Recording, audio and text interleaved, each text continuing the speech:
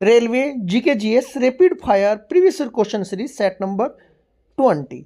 ये क्लास आपकी रेलवे के सभी आगामी एग्जामों के लिए अति महत्वपूर्ण होने वाली। इस सीरीज को कंप्लीट कवर करने के बाद किसी भी रेलवे के आगामी एग्जाम 2025 में बैठ लेना, जीके जीएस के आपके क्वेश्चन गलत नहीं होने के, और यहीं से आपके क्वेश्चन टीसीएस कंपनी द्वारा रिपीट किए जाएंगे। ऐसा मैं क्यों कह रहा हूँ, देखिएगा। जैसे कि क्वेश्चन नंबर हमारा 5 था, इसका तो आंसर मैं बताऊंगा ही। क्वेश्चन क्या है, अकबर के दरबारी सदस्य बीरबल का वास्तविक नाम पूछा है। एक क्वेश्चन तो कवर करेंगे आंसर के साथ, लेकिन इससे जो भी अलग से क्वेश्चन बन सकते हैं वो भी मैं आपको कवर कराऊंगा। अकबर के बारे में बताऊंगा, यहाँ से क्वेश्चन क्या क्या बन सकते हैं। दिल्ली सल्तनत के बताऊंगा कि संस्थापक कौन कौन थे, कैसे इसकी ट्रिक से आप याद करोगे। ठीक है जी। जैसे कि क्वेश्चन 6 क्या पूछा है, खालिस्तान बिट 1 बाइट बराबर होती है, इसका तो आंसर करेंगे ही। और बिट और बाइट पूरे टॉपिक से जितने भी क्वेश्चन बन सकते हैं साथ के साथ उनको भी मैं आपको कवर कराने वाला हूं। कंप्लीट क्लास देखिएगा।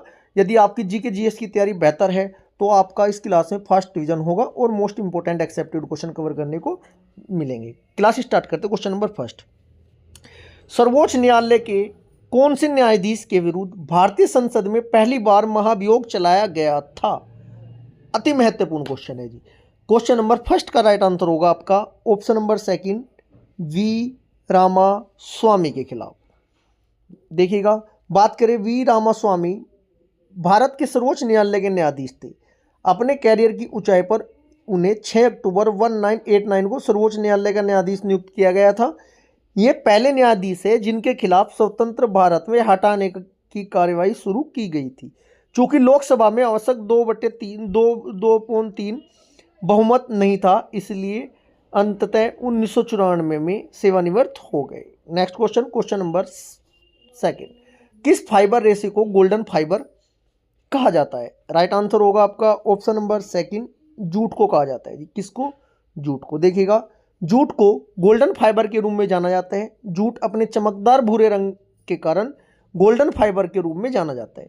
बात करें, जूट गर्म और आर्द्र जलवायु की फसल है। टेम्परेचर कितना होना चाहिए इसके लिए? इसके लिए उच्चतम तापमान 24 डिग्री सेल्सियस से 35 डिग्री सेल्सियस, और बरसात 120 से 150 सेमी की बरसात होनी चाहिए। बात करें बुआई की अवधि, मार्च और अप्रैल से मई जून तक। कटाई की अवधि जुलाई से अक्टूबर तक। क्लियर है जी। क्वेश्चन नंबर थर्ड, अब पानीपत के 3 युद्ध हुए, कौन सा कब हुआ है, किस किस के बीच हुआ है, कौन जीता है, ये भी आपको पता होना जरूरी है। अक्सर करके एग्जाम में क्वेश्चन पूछ लिया जाता है। बात करें पानीपत का प्रथम युद्ध किस वर्ष लड़ा गया? राइट आंसर होगा ऑप्शन नंबर सेकंड, 1526। बाबर के बीच हुआ था बच्चों, बाबर और इब्राहिम लोदी के। होता ऐसा है, दिल्ली सल्तनत में आपके 5 राजवंश थे। कितने वंश थे दिल्ली में? 5। जी के टी सैयद लोदी, जो दिल्ली सल्तनत का अंतिम वंश था, लोदी वंश, उसके अंतिम शासक इब्राहिम लोदी को बाबर ने पानीपत के प्रथम युद्ध में 1526 में हराया था। दिल्ली सल्तनत को समाप्त करके मुगल काल की स्थापना बाबर ने 1526 में की थी। बाबर ने यहाँ पर लगातार 4 युद्ध लड़े, 1526, 1527, 1528, 1529 और 1530 में बाबर की मृत्यु हो गई थी। बाबर के बाद उसका पुत्र हुमायूं गद्दी पर बैठा। बाहुबली अकबर की बहुत हुई जागीर, शाहजहां ने औरंगजेब की बहुत से वीर। ये लाइन से आप पूरा मुगल काल याद कर लोगे। ठीक है जी। देखिएगा, बात करें जो बाबर के 4 युद्ध थे में कौन कौन थे? पान खा चल घर, पास है पानीपत का प्रथम युद्ध 1526, खास है खानवा का युद्ध 1527, चलते चंदेरी का युद्ध 1528, घर से गागरा का युद्ध 1529। चारों में बाबर ने विजय प्राप्त की थी। 1526 राइट आंसर होगा ऑप्शन नंबर सेकंड। देखिएगा, पानीपत प्रथम युद्ध 1526 ईस्वी में लड़ा गया था। पानीपत का प्रथम युद्ध बाबर और इब्राहिम लोदी के बीच लड़ा गया था। इसने मुगल साम्राज्य की शुरुआत की, यानी बाबर ने लोदी को हराया था और दिल्ली के सिंहासन पर कब्जा कर लिया था। देखिएगा, बात करें पानीपत कहाँ पर है? हरियाणा का एक शहर है। अब पानीपत का दूसरा युद्ध पूछा जाता है। डेट याद रखनी है, 5 नवंबर 1956 ईस्वी में लड़ा गया था। किस किस के बीच था बच्चों ये दूसरा युद्ध? अकबर और सम्राट हेमचंद विक्रमादित्य, बोले तो हेमू के बीच था। इस युद्ध में क्या हुआ था? यह युद्ध में अकबर ने हेमू को हरा दिया था। बात करें पानीपत का तीसरा युद्ध कब हुआ था? पानीपत का तीसरा युद्ध हुआ था आपका 1761 ईस्वी में लड़ा गया था, जो कि मराठा पेशवा सदाशिवराव भाऊ और अफगान आक्रमणकारी अहमद शाह अब्दाली के बीच लड़ा गया था। अब्दाली ने यह लड़ाई जीती थी। ठीक है जी। नेक्स्ट क्वेश्चन, क्वेश्चन नंबर 4, अतुल्य भारत किस संगठन की टैगलाइन है? राइट आंसर होगा ऑप्शन नंबर थर्ड, भारतीय पर्यटन की। क्वेश्चन नंबर 5, अकबर के दरबारी सदस्य बीरबल का वास्तविक नाम क्या था? राइट आंसर होगा आपका ऑप्शन नंबर फर्स्ट होगा महेश दास। बात करें बीरबल का असली नाम क्या था बच्चों? महेश दास था। महेश दास एक कुशल कवि थे और अपनी करिश्माई बुद्धि और हास्य के लिए जाने जाते थे। बात करें बादशाह ने उन्हें बीरबल की उपाधि से सम्मानित किया था। अकबर और बीरबल की कहानियां भारत में बहुत लोकप्रिय है। बात करें अब अकबर की। अकबर 1956 से 1605 तक शासन किया था इसने बच्चों। पानीपत की दूसरी लड़ाई में हिमू को 1556 में हराया था, सभी को पता है। फतेहपुर सीकरी का निर्माण भी किया था। इसे 1569 में अपनी राजधानी बनाया था अकबर ने। गेट पर बुलंद दरवाजा का निर्माण करवाया था इन्होंने। अकबर ने ही 1558 में नया धर्म दीन इलाही की शुरुआत की थी। बीरबल इस धर्म के एकमात्र हिंदू अनुयायी थे। बात करें अबुल फजल ने अपनी जीवनी अकबरनामा शीर्षक में से लिखी थी। नौरत्न अकबर के दरबार में रहते थे। क्वेश्चन नंबर 6, खालिस्तान बिट एक बाइट के बराबर होता है। कितनी बिट एक बाइट होती है? राइट आंसर होगा ऑप्शन नंबर फर्स्ट, 8 बिट एक बाइट के बराबर होती है। देखो डाटा मापन का आकार। बात करें बिट, बिट आपकी सबसे छोटी इकाई होती है। एकल बाइनरी मतलब एक बिट होती है सबसे छोटी इकाई। बात करें निबल क्या होता है? 4 बिट्स को मिलाकर एक निबल बनता है। बाइट क्या होती है? 8 बिट्स को मिलाकर एक बाइट बनती है, या 2 निबल को बनाकर भी एक बाइट बनती है, ऐसा बोल सकते हैं। 1 KB में 1024 बाइट होते हैं। 1 MB में 1024 किलोबाइट होते हैं। 1 GB में 1024 मेगाबाइट होते हैं। 1 TB में 1024 गीगाबाइट होते हैं। 1 PB में 1024 टेराबाइट होते हैं। 1 EB में 1024 पेंटाबाइट होते हैं। 1 ZB में 1024 एक्साबाइट होते हैं। 1 YB में 1024 जेटाबाइट होते हैं। इसको अच्छे से याद कर लेना, क्वेश्चन बनता है यहाँ से। क्वेश्चन नंबर 7, किसके शासनकाल को मुगल वास्तुकला का स्वर्ण युग कहा जाता है? राइट आंसर होगा आपका ऑप्शन नंबर थर्ड, शाहजहां के।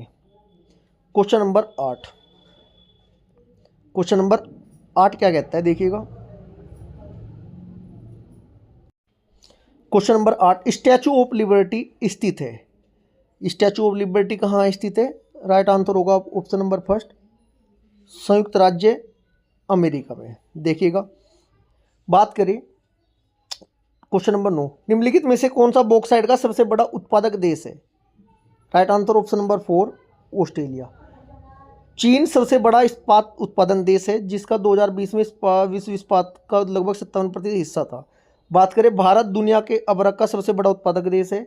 भारत के ठीक बाद अमेरिका दुनिया में इस्पात का चौथा सबसे बड़ा उत्पादक है।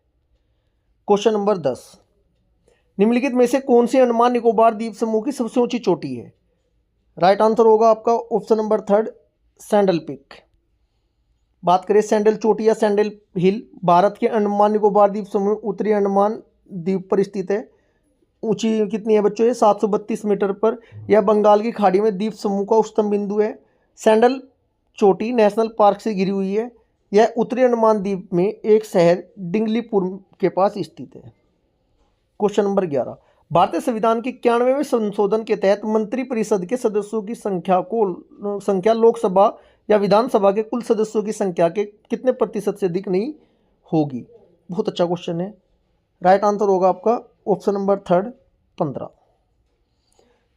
संविधान 91वें संविधान संशोधन अधिनियम 2003 में अनुच्छेद 164 के खंड 1A जोड़ा, जिसमें कहा गया कि राज्य में मंत्रिपरिषद में मुख्यमंत्री सहित मंत्रियों की कुल संख्या उस राज्य की विधान सभा के सदस्यों की कुल संख्या के 15% से अधिक नहीं होगी। मान लिया कहीं पर विधानसभा सदस्यों की संख्या मान लिया 100 है, तो 100 का 15% मतलब 15 ज़्यादा मंत्रिमंडल में मंत्री आपके नहीं बनेंगे।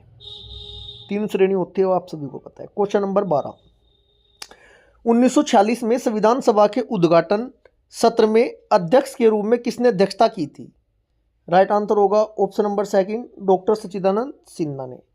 क्वेश्चन नंबर 13, आभूषण जोसन शरीर पर मतलब ये पूछा है बच्चों, आभूषण जो होता है जोसन शरीर की खालिस्तान पर पहना जाता है, मतलब शरीर में कहाँ पहना जाता है? राइट आंसर होगा ऑप्शन नंबर थर्ड, बांह पर पहना जाता है।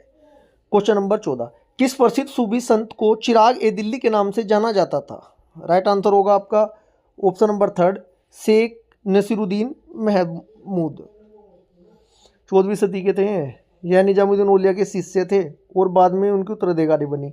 चिरागे दिल्ली का अनुवाद the illuminated lamp of Delhi है। Question number 15।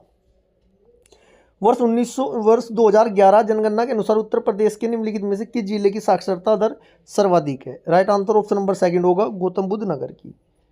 Question number 16। प्रसिद्ध धार्मिक तीर्थ स्थल नैमिषारण्य उत्तर प्रदेश के किस जिले में है? यह सीतापुर में। Right answer option number third होगा। Question number 17। कौन से मुगल सम्राट को जिंदा पीर माना जाता था या कहा जाता था, या कौन से मुगल शासक जिंदा पीर के नाम से प्रसिद्ध थे? राइट आंसर ऑप्शन नंबर होगा आपका सेकंड औरंगजेब। बात करें बाबर में, मैं आपको बता चुका हूँ मुगल काल की नींव डाली थी। पानीपत का प्रथम युद्ध हुआ था 21 अप्रैल 1526 को इब्राहिम लोदी को हराकर पानीपत के प्रथम युद्ध में मुगल काल की स्थापना की थी। जीतने के बाद इन्होंने तुगलक युद्ध नीति अपनाई थी। भारत में गन पाउडर पेश करने वाले पहले व्यक्ति थे। तुझको ये बाबरी इनकी आत्मकथा का नाम है। अकबर कौन थे बच्चों? यह हुमायूं का सबसे बड़ा पुत्र था। उसने पानीपत की दूसरी लड़ाई में लड़ाई लड़ी थी, वो जीता था। उसने अकबर ने 1581 में दीन इलाही नामक एक नए धर्म की घोषणा की थी। Question number 18। कौन से अधिनियम के विरुद्ध 1919 में गांधी जी ने सत्याग्रह सभा प्रारंभ की थी और जिसके सदस्यों ने इस अधिनियम की अवज्ञा करने के प्रति वचन लिया था? क्वेश्चन नंबर 18 का राइट आंसर होगा ऑप्शन नंबर सेकंड रोलेट अधिनियम। Question number 19। खान अब्दुल गफ्फार खान के नेतृत्व में पठानों ने खुदाई खिदमतगार समाज की स्थापना की थी, जिसे लोकप्रिय रूप कहा जाता है मतलब लाल कुर्ती। Right answer option number third होगा। Question number 20। निम्नलिखित में से क्या बिहार राज्य में प्रचलित लोक रंगमंच का रूप है? कौन सा है जी? राइट आंसर ऑप्शन नंबर 4 होगा विदेशिया। प्यारे बच्चों, ये क्लास हमारे यहाँ पर समाप्त होती है। यदि आपको ये क्लास अच्छी लगी तो वीडियो को ज़्यादा से ज़्यादा लाइक करें, शेयर करें। यदि आपने अभी तक कुछ चैनल को सब्सक्राइब नहीं किया तो चैनल को सब्सक्राइब जरूर करें। Thank you ji.